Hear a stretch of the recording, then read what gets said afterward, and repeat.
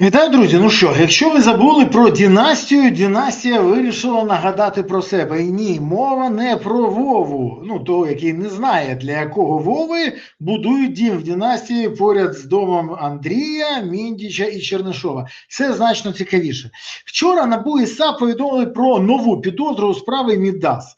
Це підозра колишньому виконавчому директору з безпеки Енергоатому, якого в матеріалах слідства називають тенором для Дмитра Басова. До речі, в мене на каналі були гості, які розповідали про те, що тенор має відношення до тої команди Деркача, який заводив їх тоді на Енергоатом. Деркач зараз ніхто інший, як сенатор російський сенатор від Астрахані, а також Герой Росії, офіційно нагороджений Путіним. Цікаво, за кого ще, кого він заводив в українські державні підприємства, він отримує ще якісь нагороди. Бо Україна від цього отримує тільки збитки, а тенор, наприклад, отримав чергову підозру.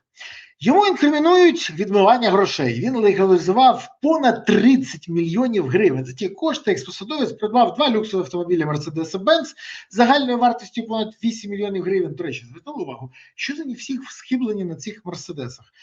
Що Єрмак, як тільки призначили на посаду, зразу купив собі Мерседес і за що вигрібав, що інше. Я не знаю, як пороблено з цими Мерседесами. Хоча, як сказав мені одна людина, могли б Бентлі купувати, бо гроші дозволяли. Так от, ще цей тенор купив елітну нерухомість як в Україні, так і на острові Балі, Індонезія, на 19 мільйонів гривень. А також різну дровасті саме предмети розкіші, ну і багато чого ще. До речі, все це за крипту і оформлював все на інше.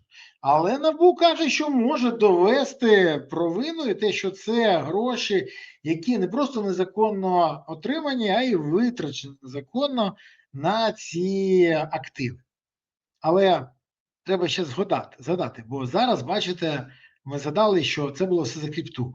А 25 грудня минулого року, перед Новим роком, заставу за того ж самого Дмитра Басова, це він тоді теж, що як директор з фізичного захисту безпеки Енергоатому, внесли новостворена київська компанія та його адвокати, внесли 40 мільйонів гривень. Не він сам вніс, тому що крипта, схоже, в нього була і схоже є. А от офіційні гроші немає. І це величезна проблема, бо без офіційних грошей не можна внести заставу. Це Єрмак відчув на собі і навіть потусувався в СІЗО, бо гроші міг внести. Але ж треба було і офіційні. Тому окрема історія. Але це ж не єдина історія, яка вчора трапилась. Вчора НАБУ і САП повідомили ще про одну підозру колишньому заступнику начальника Західного регіонального управління Державної прикордонної служби, який сьогодні працює на цій самій посаді, але на Східному регіональному управлінні Державної прикордонної служби. Той красавець в 23-24 роках набув активів на понад 11 мільйонів гривень, законність походження яких не може підтвердити ані він, ані які-будь інші докази. І от я дивлюся на це і думаю, почекайте, вони колись нажируться? Ну, дійсно, війна, країна стікає кров'ю, рашисти хочуть нас знищити, а ці хапають і хапають, хапають і хапають. І, до речі, всі вони якось мають відношення до династії, до влади, до команди Зеленського. Дуже хочеться дізнатися. Володимир Олександрович, а вам вже все ж таки, може, відомо, хто той Вова, для якого побудували дім в династії, ну, про який я казав, і про які кажуть, що всі ці будинки побудовані майже всі за корупційні гроші, за корупційну готівку. НАБУ повідомила, що комплекс побудували за 72% з цих грошей, це корупційна готівка. Дуже хочеться почути відповідь. Ну і про Вову. Може, все ж таки відомо, хто це. Якщо ні, запитайте в нашу службу Божу, Службу безпеки України. Вони ж знають все. Вони навіть підписують підозри. Ні, не підозри. Вони підписують подання на санкції по вашій команді. Тому що вони підпишуть вам інформацію на те, кому належить той будинок, чи це трохи інше. Хотіли б дізнатися. Але взагалі, щоб ви розуміли, це не єдина історія про династію. Зараз я вам розповім ще одну. Я прочитав цю новину і мій фігіватор остаточно зламався. Бо я хочу побачити після того, що я вам розповім, коментарі як антикорупційних органів, так і правоохоронних. З'ясувалося, що пісок з цвинтаря міста Українка, що під Києвом, який незаконно добували і надали для використання будівництва котеджного містечка Династія, того самої династії, в Козині возила техніка мера міста Олександра Туренка, мера міста Українка. Видобувала пісок з цвинтаря.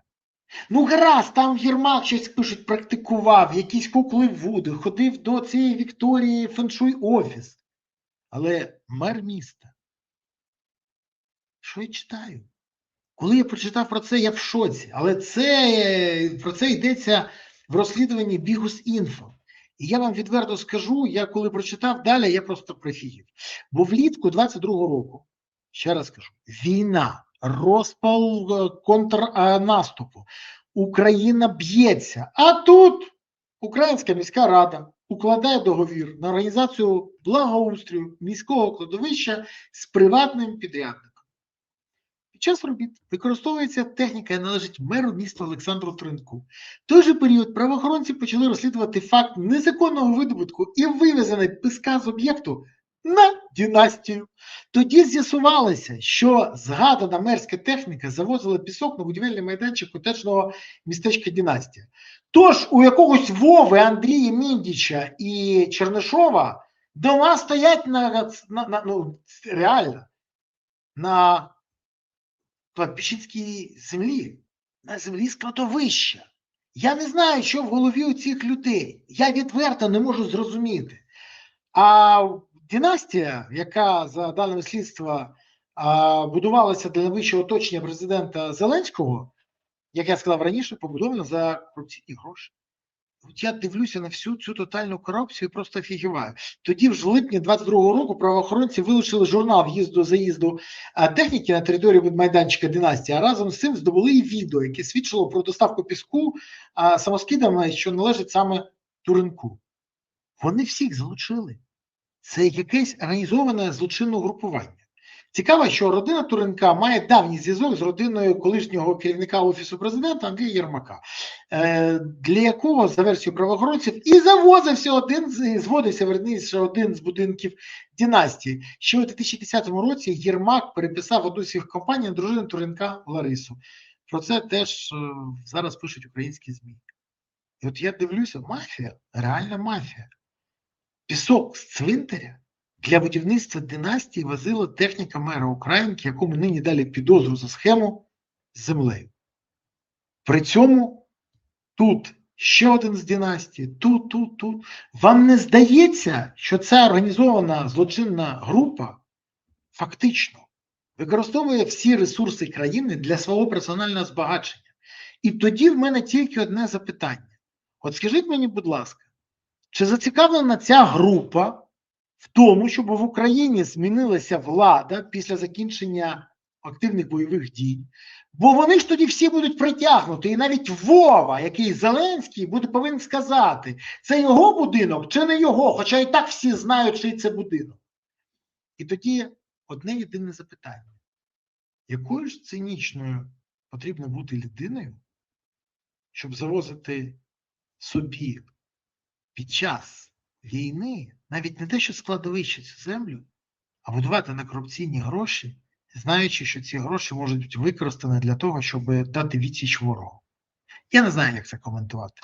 Прокоментуйте ви в коментарях. Я дійсно шокований. Буду зараз уважно вивчати цю історію, більш прискіпливо, і тут деякі люди хочуть надати мені інформацію, яку раніше ніхто ніде не оприлюднював. Тому незабаром з'явлюся з новою інформацією.